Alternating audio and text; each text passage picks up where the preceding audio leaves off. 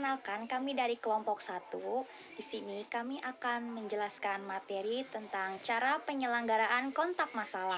Nah, cara penyelenggaraan kontak masalah ini kita ambil dari bimbingan konseling remaja dan masalahnya. Jadi seperti apa? Yuk simak baik-baik. Terima kasih. Nah, sekarang kita udah masuk ke materi. Jadi materinya yaitu remaja dan masalahnya. Masa remaja itu seringkali dihubungkan dengan mitos dan stereotip mengenai penyimpangan dan ketidakwajaran. Hal tersebut dapat dilihat dari banyaknya teori-teori perkembangan yang membahas ketidakselarasan, gangguan emosi, dan gangguan perilaku sebagai akibat dari tekanan-tekanan yang dialami remaja. Karena perubahan-perubahan yang terjadi pada dirinya maupun akibat perubahan lingkungan.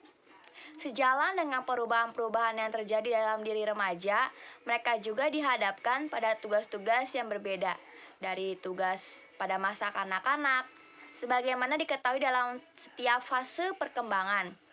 Termasuk pada masa remaja, individu memiliki tugas-tugas perkembangan yang harus dipenuhi.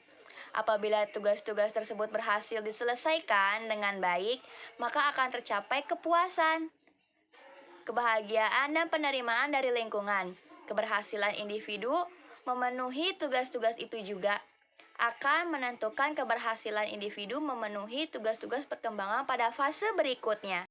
Horlock tahun 1973 memberi batasan pada remaja berdasarkan usia kronologis, yaitu antara 13 hingga 18 tahun.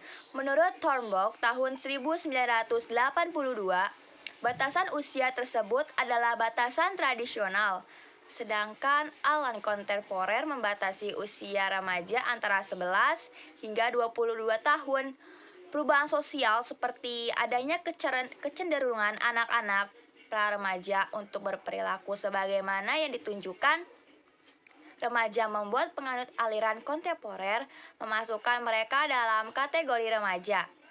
Adanya peningkatan kecenderungan pada remaja untuk melanjutkan sekolah atau mengikuti pelatihan kerja atau magang, serta tamat SLTA, membuat individu yang berusia 19 hingga 22 tahun juga dimasukkan dalam golongan remaja. Dengan pertimbangan bahwa pembentukan identitas diri remaja masih terus berlangsung sepanjang rentang usia tersebut. Assalamualaikum warahmatullahi wabarakatuh. Perkenalkan, nama saya Muhammad Lutfi Darmawan dari kelas 4 DPJKR. Dengan NPM 1910 6310 70097.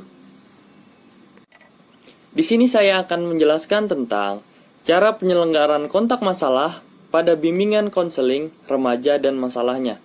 Masa remaja adalah masa yang paling indah. Remaja harus diselamatkan dari masa globalisasi, karena globalisasi ini ibaratnya kebebasan, sehingga banyak kebudayaan asing yang masuk sementara budaya tersebut tidak cocok di Indonesia.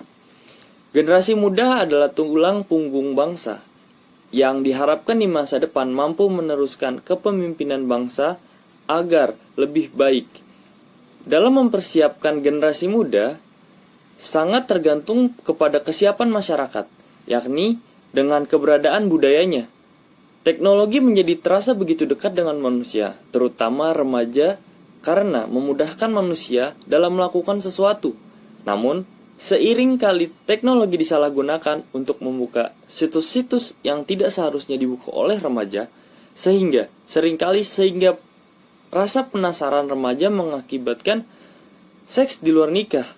Melalui layanan bimbingan dan konseling, dan dalam upaya mengatasi masalah konseling, maka konselor harus dapat memahami dan mengembangkan setiap motif dan motivasi yang melatar belakangi perilaku konseling.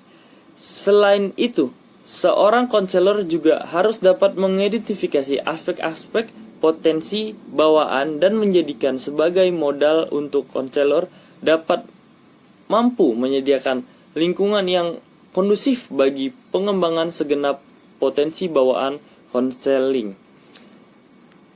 Menurut Horlock, tahun 1973 ada beberapa masalah yang dialami remaja dalam memenuhi tugas tersebut, yaitu yang pertama adalah masalah pribadi.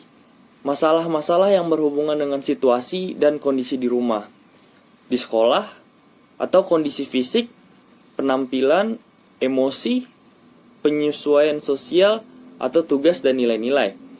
Yang kedua adalah masalah khas remaja, yaitu masalah yang timbul akibat status yang tidak jelas pada remaja, seperti masalah pencapaian kemandirian, kesalahpahaman atau penilaian berdasarkan stereotip yang keliru, atau adanya hak-hak yang lebih besar dan lebih sedikit kewajiban dibebankan oleh orang tuanya. Sekian penjelasan dari saya, kurang lebihnya mohon maaf. Wassalamualaikum warahmatullahi wabarakatuh. Teman-teman semua, jadi seperti itu pembahasan dari kami, dan pembahasan selanjutnya akan dijelaskan oleh teman saya. Terima kasih.